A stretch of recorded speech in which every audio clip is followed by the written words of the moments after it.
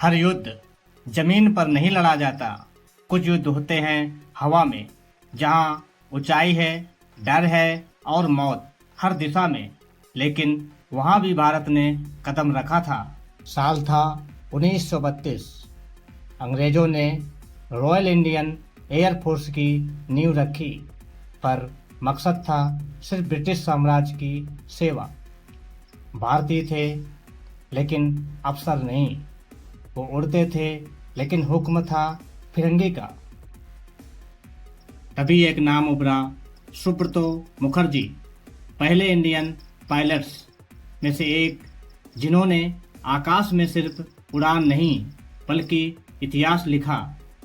साथ थे करपरस सिंह, एच.सी. दीवान, ए.एस. गोपाल। ये थे भारत के आकाश के अर्जुन। ब्रिटेन में ट्रेनिंग के दौरान भारतीय कैडेट्स को दूसरी कतार में बिठाया जाता था। उनकी उड़ानें सीमित थीं, लेकिन हौसले आसमान से भी ऊंचे थे। फिर आया दूसरा विश्व युद्ध और भारत को बना दिया गया एक लड़ाकू बेस। भारतीय पायलट्स को बर्मा, बांग्लादेश और जापान के मोर्चों पर भेजा गया। उन्होंने जो साहस दिखाया वही बना एयरफोर्स की असली नींव।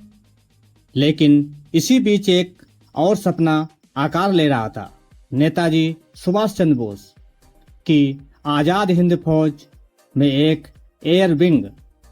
हाँ, जरा सोचिए, अंग्रेजों की हवा में भारत की स्वतंत्र हवा बह रही थी।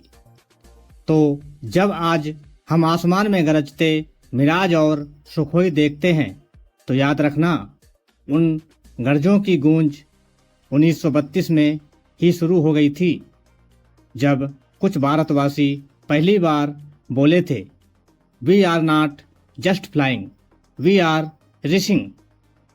जब जमीन पर लड़ाई हो तो सैनिक खड़ा होता है। जब समुद्र गरजता है तो नौसेना डर जाती है।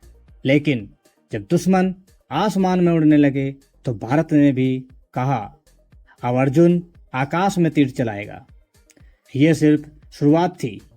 असली उड़ान तो अभी बाकी है, क्योंकि अब भारतीय वायुसेना की बारी है इतिहास बनाने की। सेवा के सफर में जुड़े रहिए। अगली कहानी और भी ज्यादा धुआंधार होगी। जय हिंद।